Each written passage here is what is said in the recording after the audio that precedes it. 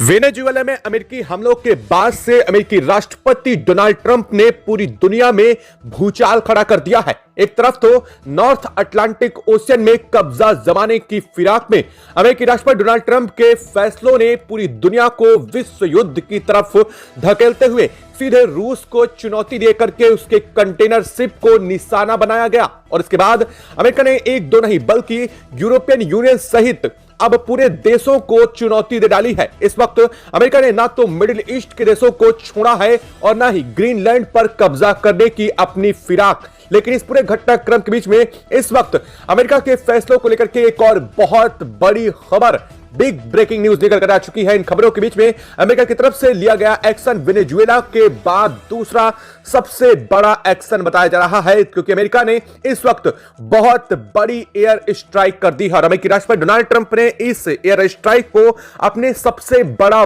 बदला करार दिया है। उन्होंने कहा है कि उनके ऊपर हुए हमले का यह सबसे बड़ा जवाब है। और अमेरिका ने इस वक्त एक दो नहीं बल्कि 22 ठिकानों को टारगेट करते हुए ध्वस्त किया है।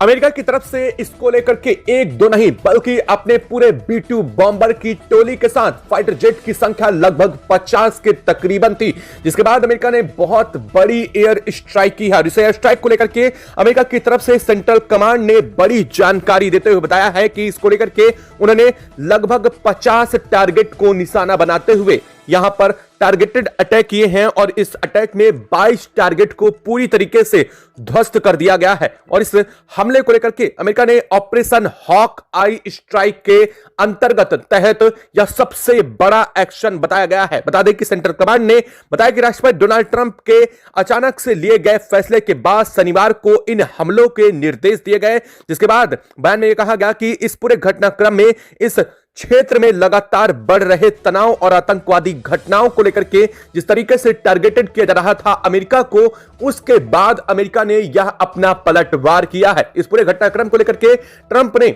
सीधे तौर पर अब दुनिया भर को चेतावनी देते हुए कहा है कि अगर अमेरिका को निशाना बनाया जाएगा या फिर अमेरिकी सैनिकों को टारगेट करके एक्शन लिया जाएगा तो अमेरिका किसी भी सूरत में किसी भी कीमत पर सामने वाले देश को नहीं छोड़ने वाला है, चाहे वो कोई भी हो। लेकिन अमेरिका का इस वक्त यह उठाया गया फैसला पूरी दुनिया में चर्चा का विषय बन चुका है कि क्या अमेरिकी राष्ट्रपति डोनाल्ड ट्रंप नए साल की शुरुआत के साथ ही अपने दुश्मनों को कमजोर करके एक एक लगातार उन्हें टारगेट करके निशाने पर ले रहे हैं। क्या एक बार फिर से अमेरिका की नीतियां युद्ध की तरफ बदलती हुई दिखाई दे रही हैं। इस पूरे घटनाक्रम में लगभग 22 टारगेट को टारगेट किया गया था और इस 22 टारगेट में हालांकि पूरी तरीके से 22 टारगेट को नेस्ता नाबूद करते हुए यह हमला किया गया है। इसको लेकर के ऑपरेशन हॉक आई के तहत कहा गया है कि हमारे दुश्मनों को दुनिया के चाहे जिस कोने में छिप जाएं, हम उन्हें ना सिर्फ ढूंढेंगे बल्कि उन्हें ढूंढ करके उनके साथ न्याय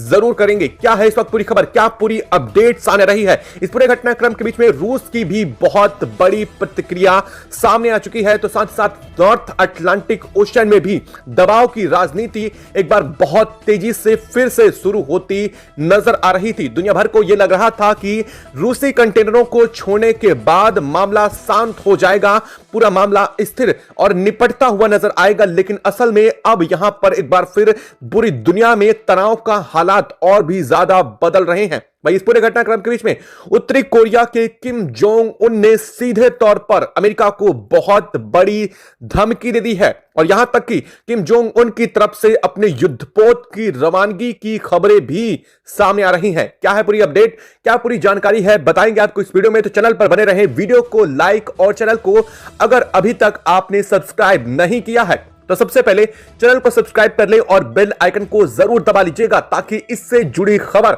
अपडेट आप तक सबसे पहले पहुंचती रहे।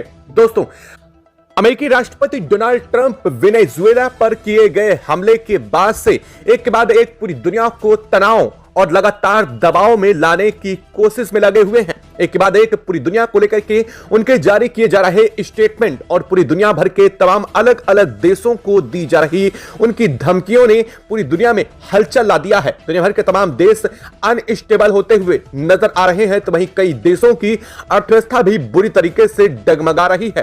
अमेरिकी राष्ट्रपति डोनाल्ड ट्रंप ने जिस तरीके से वेनेजुएला के तेल पर कब्जा किया है, उसके बाद से पूरी दुनिया में नाटो सहित उसके सहयोगी देशों में भी लगातार सवाल उठ रहे हैं कि क्या अमेरिकी राष्ट्रपति डोनाल्ड ट्रंप युद्ध की नीतियों पर उतर चुके हैं। क्या रूस के साथ जिस तरीके से लगातार दबाव और तनाव की स्थितियों पर आगे बढ़ रहे हैं, क्या बहुत घातक स्थिति की तरफ यह ले जा रहा है। और इसको लेकर के दुनिया भर के देशों ने एक तरफ तो रूस का सहयोग दिया है, तो वहीं नाटो देश इस वक्त अमेरिका की नीतियों से बिल्कुल अलग होते हुए दिखाई दे रहे हैं। उनका यह कहना है कि ट्रंप की बनाई गई नीतियां उनकी अकेले की हैं, उसमें ना तो उनका कोई सहयोगात्मक रुख है और ना ही उनके साथ कोई दबाव की नीति। वहीं इस पूरे घटनाक्रम में अमेरिका मिडिल ईस्ट को भी नहीं छोड़ रहा है। अमेरिका ने सबसे पहले ईरान को धमकी दी। ईरान को धमकी देते हुए कहा कि अगर लगातार जो उपद्रवी हैं और लगातार वहां पर जो विरोध प्रदर्शन चल रहे हैं, उन पर अगर किसी भी तरीके की ईरान की तरफ से बड़ी कार्रवाई की जाती है तो अमेरिका बहुत बड़ी एयर स्ट्राइक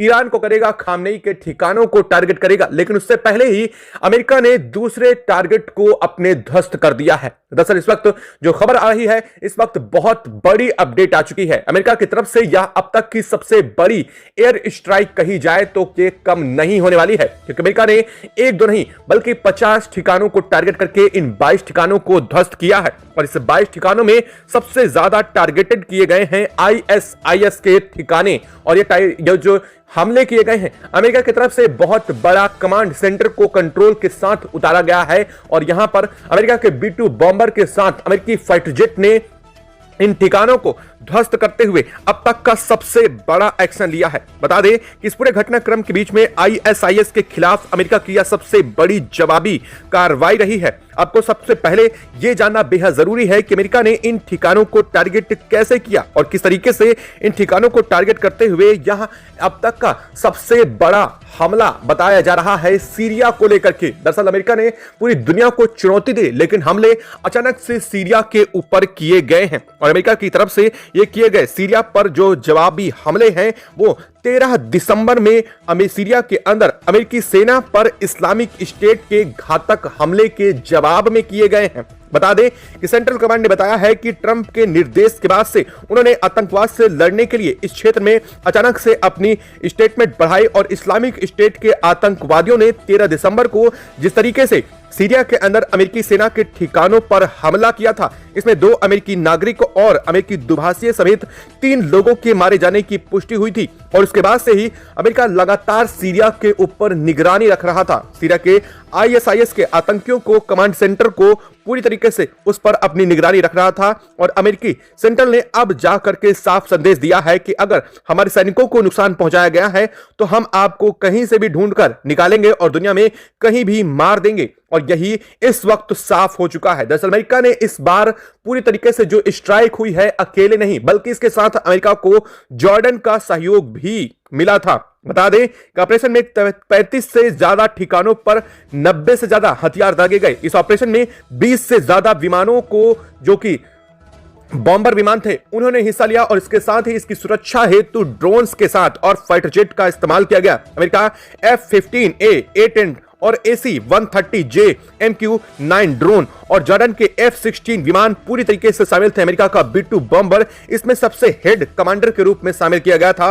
और इसमें कितने आतंकी मारे गए हैं अब तक इस बात की कोई जानकारी नहीं सामने आई है, लेकिन अमेरिका के रक्षा मंत्री पीट हेगसेथ ने शनिवार को इस पूरे के पूरे पोस्ट को लेकर के पहले ही आगाह किया था कि हम ना भूले हैं और ना ही भूलेंगे, इसका बदला जल्द होने जा रहा है। और इसके बाद से ही इस वक्त यह बहुत बड़ी खबर ऑपरेशन हॉक आई स्टॉक के तहत यह स्ट्राइक सबसे बड़ी की गई है, जब सीरिया में स्थित पाल्यामरा में इस्लामिक स्टेट के एक बंदूकधारी ने घात लगा करके सैनिकों को मारा था। उसके बाद से यह स्ट्राइक अब तक की सबसे घातक स्ट्राइक बताई जा रही है। अमेरिका ने साफ कहा है कि अगले और हमले अभी सीरिया पर होने बाकी हैं, यानी कि सीरिया को अमेरिका ISIS के ठिकानों को पूरी तरीके से टारगेट कर रहा है। अमेरिका ने साफ शब्दों में कहा है कि यह ISIS के ठिकानों को टारगेट करने का सीधा उद्देश्य है पूरी तरीके से ISIS की नस्लें ही खत्म कर देगा अमेरिका, जिस तरीके से एक के बाद एक टारगेट किया जा रहा है।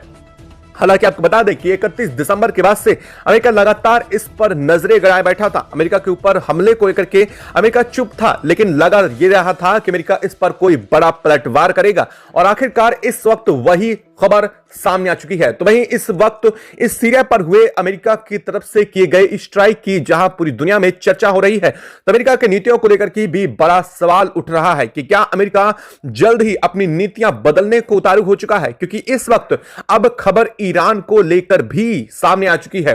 दरअसल अमेरिका के इस सीरिया में हुए स्ट्राइक के बाद आतंकी संगठनों को टारगेट करने के हवाले से ही नाम देकर के अमेरिका ने सीरिया के कई उन जो टारगेट थे उन्हें ध्वस्त किया है, और ये वो टारगेट थे जो अमेरिका के खिलाफ काफी बड़ी नीतियों को प्लान करते थे। यहां तक कि अमेरिका के गुजरने वाले मेडिटेरियन सी से जो वो थे शिप, उन्हें भी यह टारगेट करते थे, क्योंकि मेडिटेरियन शिप्स के बहुत पास ही सीरिया का यह क्षेत्र लगता है, और अमेरिका के कई जहाजों को निशाना बनाते हुए इससे पहले भी सीरिया की तरफ से बड़े हमले किए गए हैं। और इस वक्त इस पूरे घटनाक्रम के बीच में पूरी दुनिया में लगातार दबाव फिर शुरू हो चुका है। अमेरिका के ऊपर नॉर्थ अटलांटिक ओशन में एक तरफ रूसी दबाव लगातार बढ़ता जा रहा है, तो वहीं अमेरिका इस पूरे घटनाक्रम के बीच में ईरान को डायरेक्टली धमकी दे रहा है। यानी कि खुद दबाव में आने के बावजूद ट्रंप बैकफुट पर जाने को तैयार नहीं है। उन्होंने ईरान को सीधा धमकी दी है। खामनेई की सत्ता उलटने की स्थिति आ चुकी है। हाल ये बन चुका है कि खामनेई का झंडा उनके यहां की संसद से हटा दिया गया है। प्रदर्शनकारियों ने इस वक्त ईरान को पूरी तरीके से अपने कंट्रोल में ले लिया है। ईरान की ना तो सेना कुछ कर पा रही है और ना ही प्रदर्शनकारी पीछे हटने को मजबूर है। इस पूरे घटनाक्रम में अमेरिका ने सीधे तौर पर अपनी बड़ी तैयारी कर ली है। कहा जा रहा है कि अगले 24 घंटे में ईरान पर बड़े एक्शन की तैयारी चल रही है। अमेरिका की नेवी और अमेरिका की एयरफोर्स को अमेरिका ने एक बार फिर से नोटम जारी किया है, और नोटम जारी करने का मतलब आप समझते हैं, जैसे वेनेजुएला पर अचानक से अमेरिकी स्ट्राइक हुई थी, उस समय भी एक रात लगभग 8 घंटे पहले अमेरिका ने अपनी एयरफोर्स को नोटम जारी किया था। और इस वक्त फिर से नोटम जारी करने का मतलब है या तो दोबारा से सीरिया पर कोई बड़ा अटैक प्लान कर रहा है अमेरिका, या फिर इस बार ईरान को निशाना बनाए जाने की तैयारी चल रही है। क्योंकि सीरिया को लेकर के अमेरिका ने साफ कर दिया है कि उसने जितने टारगेट को निशाना बनाया था वो टारगेट पूरी तरीके से ध्वस्त किए जा चुके हैं। और अब इस पूरे घटनाक्रम में ईरान का जिक्र इसलिए सामने आ रहा है क्योंकि सीरिया ईरान से बहुत करीबी दूरी पर है, और इस वक्त अमेरिकी फाइटर जेट और अमेरिकी B-2 बॉम्बर इसी क्षेत्र पर मंडरा रहे हैं, और जल्द ही किसी भी बड़ी एयर स्ट्राइक को अंजाम देने की कोई बड़ी साजिश रची जाएगी तो इसका कोई बहुत बड़ा जवाब नहीं होने वाला है। वहीं इस पूरे घटनाक्रम में रूस अब बिफर चुका है। रूस इस पूरे घटनाक्रम को लेकर के सीधे तौर पर अमेरिका की दादागिरी स्पष्ट कर चुका है। रूस का मानना है कि रूस अब अमेरिका की दादागिरी जो लगातार चल रही है इसे उखाड़ने का समय आ चुका है, क्योंकि अमेरिका पूरे नॉर्थ अटलांटिक ओशन को अपनी बपौती समझ रहा है, लेकिन असल में ऐसा कुछ है नहीं। अमेरिका अपने स्थान को तो कायम रख ही रहा है, लेकिन पूरे नॉर्थ अटलांटिक ओशन को कंट्रोल करके वह पूरे वर्ल्ड पावर को कंट्रोल करने की कोशिश कर रहा है। असल में देखा जाए तो नॉर्थ अटलांटिक ओशन पूरी दुनिया में व्यापार के लिए सबसे अहम केंद्र है। इंडियन ओशन के बाद सबसे ज्यादा ताकतवर और सबसे ज्यादा एक्टिव रहने वाला क्षेत्र पहले इंडियन ओशन है, फिर नॉर्थ अटलांटिक ओशन है, जहां से रूस के कई हजारों की तादाद में शिप हर महीने गुजरते हैं।